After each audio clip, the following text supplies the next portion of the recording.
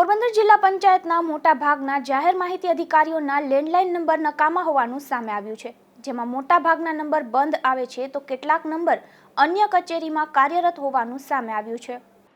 પોરબંદર જિલ્લાના શહેરી અને ગ્રામ્ય વિસ્તારના વિકાસ અને વહીવટ માટે જિલ્લા પંચાયત કચેરી કાર્યરત છે।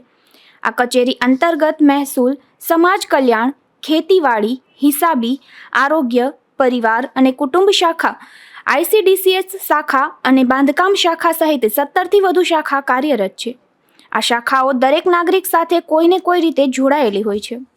લોકોના આરોગ્ય, શિક્ષણ સહિત મહત્વની બાબતો અંગે આ કચેરી ખાતે જ નિર્ણયો લેવાતા હોય છે। કચેરીમાં માહિતી અધિકાર 2005 હેઠળ કોઈપણ વિભાગ અંગે માહિતી જોઈતી હોય તો અરજદારને આપવા માટે તમામ શાખાના જાહેર માહિતી અધિકારી અને મદદનીશ જાહેર માહિતી અધિકારીની નિમણૂક કરાઈ છે।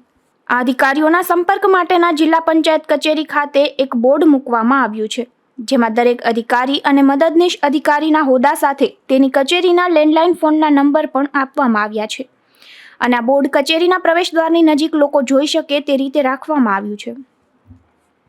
પરંતુ નવાઈની વાત તો એ છે કે બોર્ડમાં લખેલા અધિકારીઓના લેન્ડલાઇન નંબરમાંથી મોટા ભાગના નંબર બંધ આવતા હોવાનું સામે આવ્યું છે, તો કેટલાક નંબર અન્ય કચેરીમાં કાર્યરત હોવાનું સામે આવ્યું છે, જેમાં સિંચાઈ વિભાગના કાર્યપાલક ઇજનેરના નંબર 2212-667 લગાડવામાં આવતા આ નંબર અસ્તિત્વમાં જ ન હોવાનું સામે આવ્યું છે। તો મેલેરિયા અધિકારીના નંબર 2211-083 લગાડવામાં આવતા આ નંબર રજિસ્ટ્રી શાખાનું હોવાનું સામે આવ્યું હતું, જ્યારે મહેસૂલ, પંચાયત, વિકાસ, વહીવટ અને મહેકમ શાખા માટેના માહિતી અધિકારી નાયબ જિલ્લા વિકાસ અધિકારીનો નંબર 2252-806 લગાડતા this number can not be reach નો સૂર સંભળાયો હતો અને આ જ નંબર પ્રાથમિક શિક્ષણ શાખાના જાહેર માહિતી અધિકારી જિલ્લા પ્રાથમિક શિક્ષણાધિકારી માટે પણ આપવામાં આવ્યા છે। એક જ નંબર પર બે વિભાગ અને બે અધિકારીઓનો કઈ રીતે સંપર્ક થઈ શકે તેવા સવાલો પણ ઉઠી રહ્યા છે। એ સિવાય સમાજ કલ્યાણ અધિકારીનો નંબર 2245-897 લગાડવામાં આવતા આ નંબર અસ્તિત્વમાં નથી તેવું સામે આવ્યું હતું અને આ જ નંબર સહકાર શાખાના મદદનીશ જિલ્લા રજિસ્ટ્રાર માટે પણ આપવામાં આવ્યો છે। એકમાત્ર પશુપાલન શાખાના નંબર 2213-681 લગાડવામાં આવતા તે નંબર લાગ્યો હતો અને તે વિભાગના કર્મચારીએ જ ફોન ઉઠાવ્યો હતો।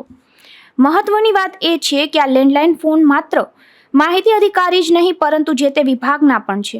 આથી દૂરના ગ્રામ્ય વિસ્તારમાં રહેલો અરજદાર પોતાના કામ અર્થે પોરબંદર ધક્કો ખાય તે પહેલા અધિકારી હાજર છે કે કેમ અને પોતાની કામગીરી આગળ વધી શકે કે કેમ તે સહિતની જાણકારી માટે આપેલ નંબરો પર સંપર્ક કરે ત્યારે નંબર બંધ હોવાથી ઘણી વખત અરજદારને દૂરથી ધક્કા પણ થાય છે। આથી આ બોર્ડમાં તમામ અધિકારીઓના મોબાઈલ નંબર લખવામાં આવે તો અરજદારો માટે ઉપયોગી બનશે તેવું પણ જાણકારોનું માનવું છે। નિપુલ પોપટ, ગુજરાત ન્યૂઝ, પોરબંદર।